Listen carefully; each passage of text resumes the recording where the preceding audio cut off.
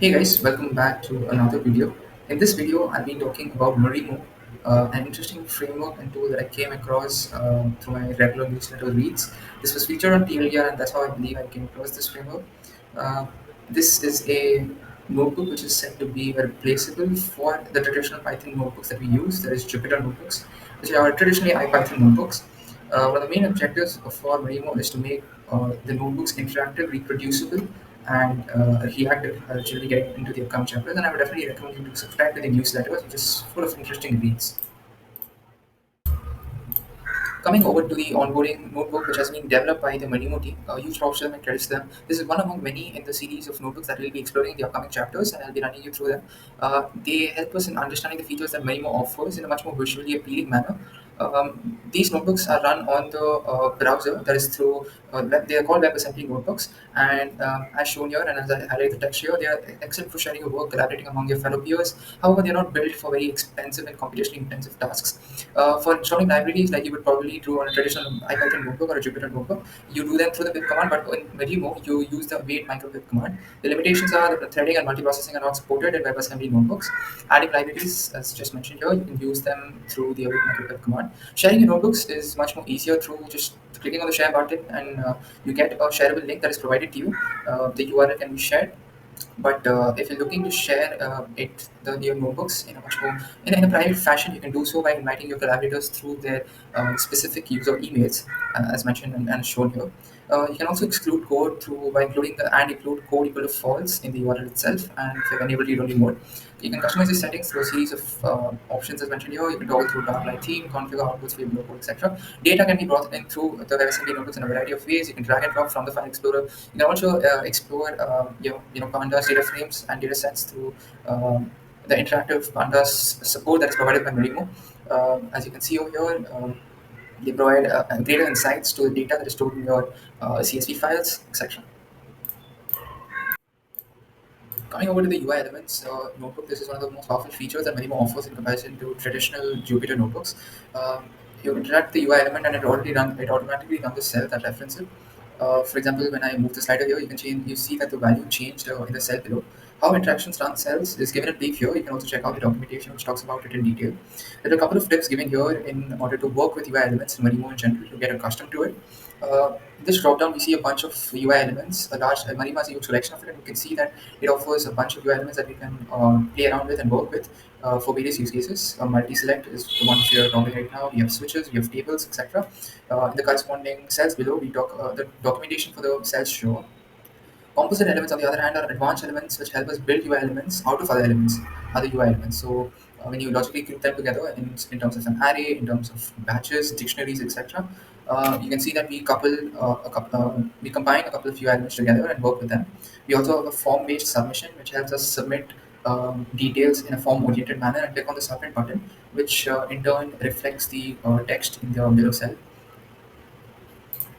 Coming over to the state, M.state is an advanced topic where you deal with getter and setter functions.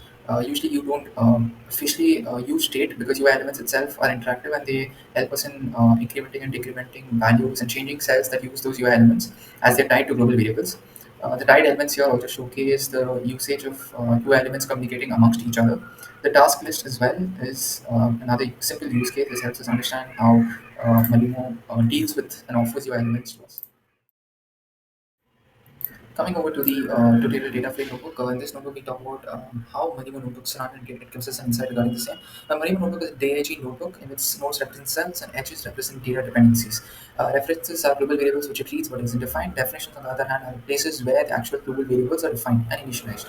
The rule is for, when a cell is run, all the descendants, all the dependencies of it, which reference that particular variable, are also consecutively run. Unless it's very expensive in computation where you can use the AC keyword for where it is skipped. So you don't have those cells which are expensive running over and over again. The references and definitions for each of them can be seen through these cells which use sine wave as a reference.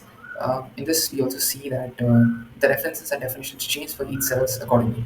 Over here, common questions regarding Marimo are also addressed as to why not track attributes, why not track mutations, and we also have some best practices from the maintainers, core maintainers of the Marimo framework itself to help us understand Marimo in a better fashion and use it, especially when we are migrating from the traditional Jupyter notebooks mindset. Coming over to the actual marimo ID itself, I ran this through the marimo edit .py function in the command line in VS Code. This file originates from the marimo repository itself, and it's present in the examples folder.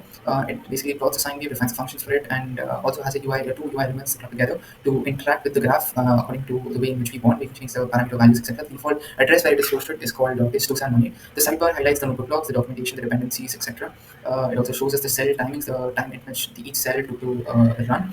In the bottom right, we see that there's a button for saving the notebook. There is a button for toggling the app view and edit view option. The app view basically combines the outputs of each cells, and it clubs it in a way in which we can just interact with the final outputs of our notebook. And this is what we see when we use the marimo run command. So if you don't want anyone to use a code, but rather just use the outputs and interact with it, then it's useful.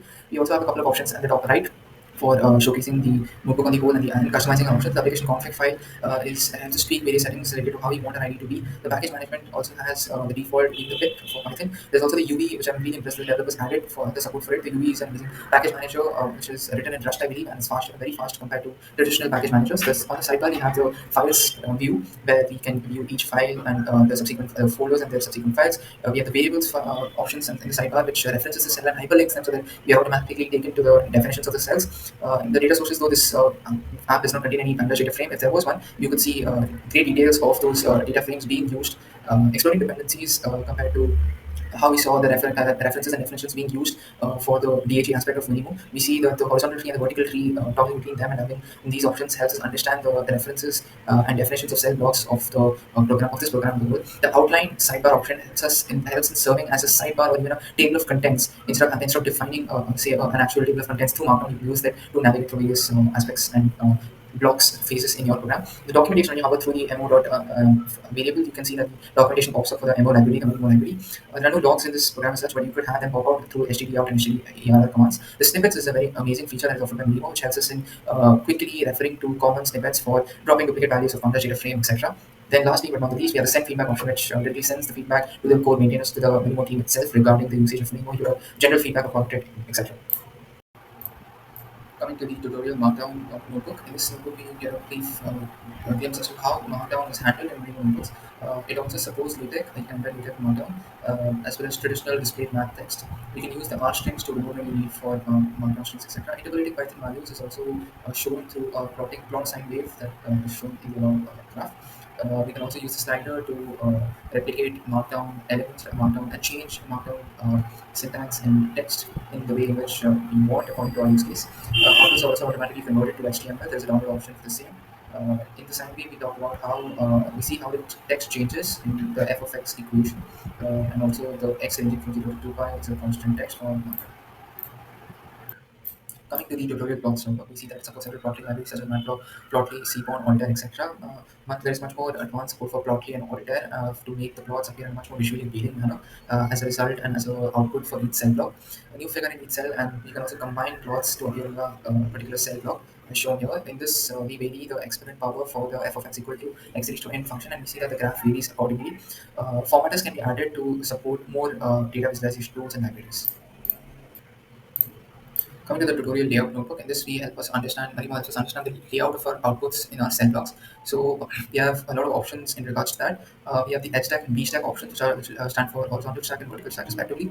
These help us in aligning the outputs, preferably UI elements, in according to our preference. In this we see the justify, align, and gap which is shown by the boxes, align them according to the parameters, the values that I've mentioned in the parameters. Uh, Coming over to the documentation is also given, which corresponds to the one in the docs.marimo.io.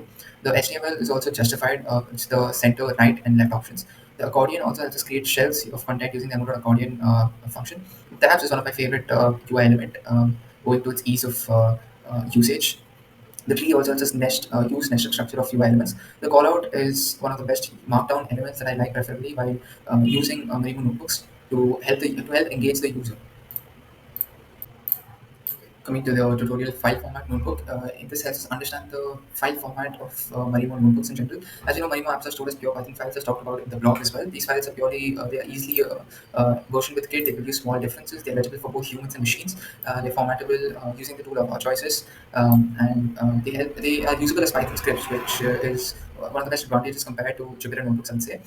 As we've seen in the example, we see how a traditional Marimo notebooks using cell blocks is converted to a final end Python file. The properties for Marimo file format are listed below.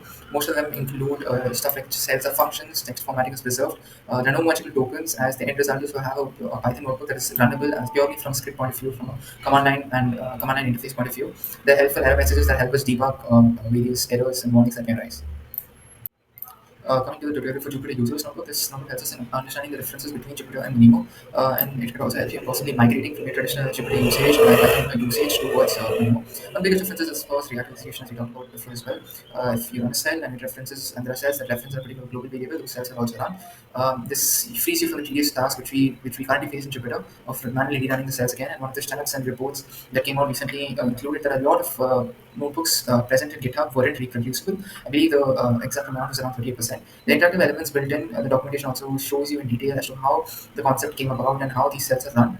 The cell order is more this was talked about in the references and definitions point of view as well, where they don't run in a top-down fashion, but rather they're stored in a top-logical manner. Yeah, but we can't reassign variables, and there are a lot of things that we talked about in the previous chapters, which help us show the key differences between Jupyter and Marimo. They are simple Python scripts. They do not store outputs. They are easily versionable with Git due to owing to small Git differences. The thoughts this whole notebook was adapted from Tutor for Jupyter users. This is, I believe, it's a reinvention of Python notebooks and the way we think of traditional notebook usage. And yeah, I believe this project has had some great future milestones.